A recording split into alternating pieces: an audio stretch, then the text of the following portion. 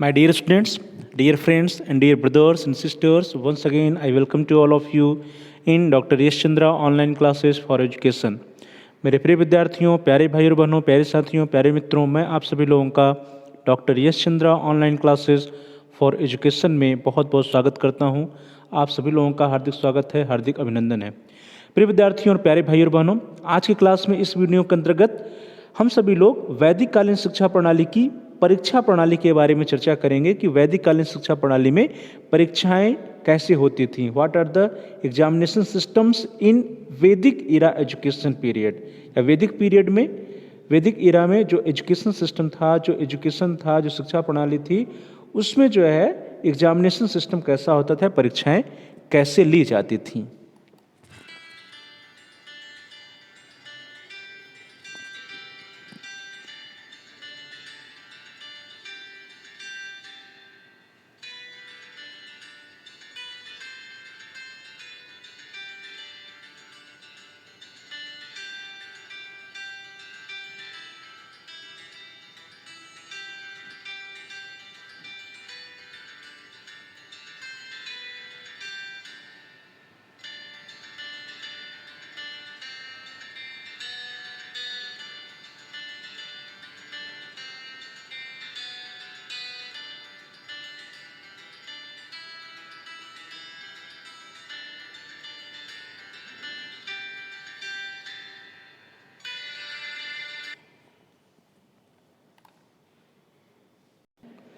चलिए दोस्तों स्टार्ट करते हैं। यदि हम लोग वैदिक कालीन शिक्षा प्रणाली की बात करते हैं तो वैदिक कालीन शिक्षा प्रणाली में और आधुनिक शिक्षा प्रणाली में परीक्षा के दृष्टिकोण से, एग्जामिनेशन सिस्टम के दृष्टिकोण से बहुत ही अधिक अंतर था। वर्तमान समय में जैसा कि एक फॉर्मल एग्जामिनेशन सिस्टम है, औपचारिक परीक्षा प्रणाली है, उस तरह की कोई भी औपचारिक परीक्षा प्रणाली वैदिक काल में नहीं हुआ करती थी। तो वैदिक काल में सामान्यतः आधुनिक युग की तरह या आधुनिक युग की भांति कोई भी फॉर्मल एग्जामिनेशन सिस्टम या औपचारिक शिक्षा प्रणाली नहीं हुआ करती थी। प्रिय विद्यार्थियों, जैसा कि हम सभी लोगों ने पहले ही पढ़ा है कि वैदिक काल में उस समय इतना अधिक कागज़ का या कागज़ कलम का या लिखने का उस पर बल नहीं दिया जाता था, बल्कि क्या होता था कि गुरुकुल में गुरु छात्रों को जो कुछ भी पढ़ाया करते थे वे प्रतिदिन जो है छात्रों के पूर्व ज्ञान का परीक्षण किया करते थे। अर्थात गुरु जो है, जो टीचर होता था, प्रतिदिन छात्रों के पूर्व ज्ञान का परीक्षण करता था, और जब गुरु या टीचर छात्रों के ज्ञान से संतुष्ट हो जाता था कि जितना कुछ क्लास में पढ़ा दिया गया है, पिछली कक्षा में पढ़ा दिया गया है, जब शिक्षक उससे संतुष्ट हो जाता था तभी वह आगे के पाठ को या अगले टॉपिक को पढ़ाना प्रारंभ करता था। तो कहने का अभिप्राय यह है कि गुरुकुल प्रणाली में या वैदिक कालीन शिक्षा प्रणाली में, वैदिक काल में फॉर्मल एग्जामिनेशन सिस्टम नहीं था, लेकिन प्रतिदिन एग्जाम होता था। प्रतिदिन एग्जाम कैसे होता था कि जो टीचर होते थे, जो गुरु होते थे, वे छात्रों के पूर्व ज्ञान का परीक्षण करते थे, और पूर्व ज्ञान के परीक्षण करने के उपरांत ही वे आगे के पाठ को पढ़ाना प्रारंभ करते थे। यदि गुरु को लगता था कि छात्रों ने उस अमुक टॉपिक को या अमुक विषय को अच्छी तरह से नहीं सीखा है, तो गुरु जो है उस टॉपिक का या उस विषय के बारे में फिर से लेक्चर देते थे, फिर से व्याख्यान देते थे, या उस विषय को, उस टॉपिक को, उस प्रकरण को फिर से बढ़ाते थे। तो गुरु छात्रों की कमियों अथवा त्रुटियों को इंगित करता था तथा छात्र अपनी इन कमियों को दूर करता था। जो प्रतिदिन छात्रों का जो इवैल्यूएशन होता था, मूल्यांकन होता था टीचर के द्वारा, गुरु के द्वारा, उस इवैल्यूएशन या उस मूल्यांकन के दौरान जो टीचर होते थे, गुरु होते थे, वे छात्रों की कमियों या उनकी जो एरर्स होती थी या उनकी जो त्रुटियां होती थी, उन त्रुटियों की पहचान करते थे, उसको इंगित करते थे, छात्रों को बताते थे, और छात्र भी, गुरुकुल के जो छात्र हुआ करते थे, वे भी अपनी कमियों को दूर करने का प्रयास करते थे, वे अपनी त्रुटियों को सुधारने का प्रयास करते थे, अपनी कमियों को दूर करने का प्रयास करते थे। और इन कमियों को जब तक छात्र दूर नहीं कर लेता था, अर्थात उसके अंदर जो कमियां होती थीं, उसके अंदर जो त्रुटियां होती थीं, जब तक उसको दूर नहीं कर लेता था, तो अध्यापक अगले पाठ को या अगले प्रकरण को तब तक स्टार्ट नहीं करता था। तो कहने का प्राय है कि जब अध्यापक पूरी तरह से संतुष्ट हो जाता था कि जितना कुछ पढ़ाया जा चुका है उसको छात्र ने पढ़ लिया है, तभी वह आगे के पाठ को पढ़ाना प्रारंभ करता था। अर्थात गुरुकुल प्रणाली में जब अध्यापक पूरी तरह से संतुष्ट हो जाता था कि जो कुछ भी पढ़ाया गया है पिछली कक्षा के दौरान, उसको छात्र ने अच्छी से या भली भांति सीख लिया है, तभी जो है वो आगे के पाठ को पढ़ाना प्रारंभ करता था। तो इस तरह से देखा जाए तो गुरुकुल प्रणाली में प्रतिदिन छात्रों के ज्ञान का परीक्षण होता था। प्रतिदिन जो टीचर होते थे वे छात्रों के ज्ञान का मूल्यांकन करते थे, परीक्षण करते थे और उनकी कमियों, उनकी त्रुटियों को उजागर करते थे, उनकी कमियों को दूर करने का प्रयास करते थे। तो इस प्रकार प्रतिदिन का ज्ञान परीक्षण छात्रों को अध्ययन के प्रति सजग करता था। जैसा कि वर्तमान काल में हम लोग देखते हैं कि अधिकांशतः छात्र जो है एग्जामिनेशन ओरिएंटेड स्टडी करते हैं, परीक्षा के दृष्टिगत अध्ययन कार्य करते हैं। तो जब परीक्षा आता है तो वे अच्छी तैयारी करते हैं, अपनी पढ़ाई को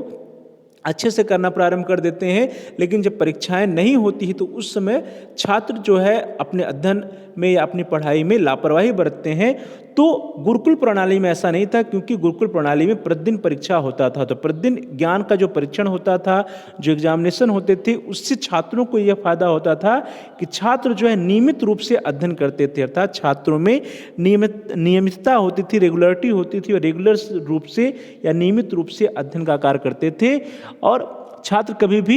यह नहीं समझते थे कि अब एग्ज़ाम नहीं होने वाला है, परीक्षा नहीं होने वाला है, तो अभी अध्ययन करने पे या अध्ययन पर बहुत अधिक बल देने की आवश्यकता नहीं है। चूंकि प्रतिदिन एग्ज़ाम होता था, प्रतिदिन ज्ञान का परीक्षण होता था, इसलिए जो छात्र होते थे वे जागरूक रहते थे और अपने अध्ययन के प्रति नियमित सजग होकर के अपने अध्ययन को आगे बढ़ाते थे। जब अध्यापक ये समझता था कि छात्र ने आवश्यक ज्ञान प्राप्त कर लिया है, तभी वह आगे के पाठ को पढ़ाना प्रारंभ करता था। अर्थात जब शिक्षक को यह अनुभव होता था, जब शिक्षक जान जाता था, वह आश्वस्त हो जाता था कि जितना कुछ उसने क्लास में पढ़ाया है उसको छात्रों ने सीख लिया है, तब उस छात्र का अध्ययन समाप्त समझा जाता था। अर्थात यह माना जाता था कि वो कोर्स या वो टॉपिक को उसने कंप्लीट कर लिया, उस पाठ को उसने पढ़ लिया है, वो जो कार्यक्रम है या वो जो पाठ्यक्रम, उस पाठ्यक्रम को उसने पूरा कर लिया है। तो करने का अभिप्राय यह है कि वैदिक कालीन शिक्षा प्रणाली में जब अध्यापक समझता था कि छात्र ने जितनी आवश्यक ज्ञान छात्र को प्राप्त होनी चाहिए, जितनी उनको उसको मिलनी चाहिए, उस आवश्यक ज्ञान को छात्र ने प्राप्त कर लिया है, तब उस छात्र के अध्ययन को या उसकी स्टडी को समाप्त माना जाता था या समाप्त समझा जाता था। तो इस तरह से हम यह देख सकते हैं कि वैदिक कालीन शिक्षा प्रणाली में जो अध्यापक होता था वो छात्रों का नियमित परीक्षा लेता था, नियमित एग्जाम लेता था और जब तक वह संतुष्ट नहीं होता था तब तक वह अगले पाठ को नहीं पढ़ाता था। और जब शिक्षक ये समझ लेता था, अध्यापक ये समझ लेता था कि छात्र ने आवश्यक ज्ञान की प्राप्ति कर ली है, तब उसका अध्ययन समाप्त माना जाता था और उसके अंत में छात्रों को शास्त्रार्थ के द्वारा अपने ज्ञान को प्रमाणित करना पड़ता था। अर्थात छात्रों को विद्वानों की सभा में अथवा राज दरबार में अपने ज्ञान को प्रमाणित करना पड़ता था और इसके लिए शास्त्रार्थ का आयोजन किया जाता था। तो इस तरह से प्रिय विद्यार्थियों, यदि हम लोग वैदिक कालीन प्रणाली की एग्जामिनेशन सिस्टम या परीक्षा व्यवस्था के बारे में, परीक्षा प्रणाली के बारे में चर्चा करें तो आधुनिक काल की भांति कोई भी फॉर्मल एग्जामिनेशन सिस्टम या औपचारिक परीक्षा प्रणाली नहीं थी, लेकिन नियमित जो है उनकी परीक्षा होती थी, नियमित उनके ज्ञान का आकलन शिक्षक के द्वारा, टीचर के द्वारा किया जाता था और जब अध्यापक संतुष्ट हो जाता था तभी वह अगले पाठ के अगले प्रकरण को पढ़ाता था और अंत में जब उसका कोर्स कंप्लीट होता था तब जब अध्यापक को यह अनुभव होता था कि जितनी आवश्यक ज्ञान छात्र को सीखना चाहिए वो ज्ञान की प्राप्ति उसको हो गई है, तब उसका ज्ञान या उसका कोर्स या उसका अध्ययन कार्य समाप्त माना जाता था और अंत में शास्त्रार्थ के द्वारा विद्वानों की सभा में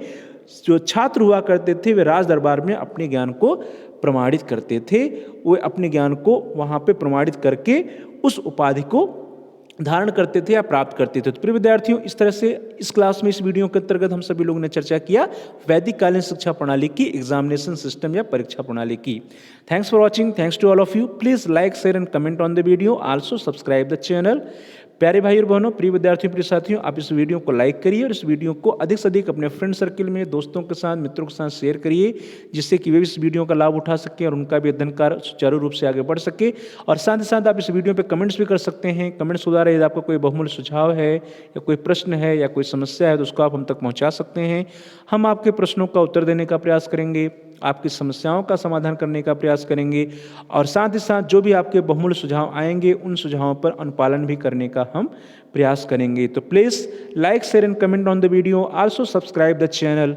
प्यारे भाई और बहनों, प्रिय विद्यार्थियों, प्रिय साथियों, यदि आप लोगों ने अभी तक चैनल को सब्सक्राइब नहीं किया है तो आप चैनल को सब्सक्राइब कर लीजिए, जिससे कि आप अपने कोर्स से रिलेटेड सभी एजुकेशनल वीडियोज को प्लेलिस्ट में जाकर के आसानी से सर्च करके, आसानी से ढूंढ करके देख पाएँ। इसके लिए ज़रूरी है कि आप चैनल को सब्सक्राइब करिए और जहाँ सब्सक्राइब लिखा है उसके बगल में एक बेल का आइकन है, घंटी का आकार बना है, इधर लाल है, रेड है, तो उसको प्रेस करिए। उसको दबाने पर कुछ ऑप्शंस आते हैं, विकल्प आते हैं, उन विकल्पों में से आप ऑल के ऑप्शन को सेलेक्ट कर लीजिए। इससे यह होगा कि आपके कोर्स से रिलेटेड जितने भी नए वीडियोस आएंगी उसकी इन्फॉर्मेशन, उसकी नोटिफिकेशन, उसकी सूचना आपको समय से मिल जाएगी और आपका कोई भी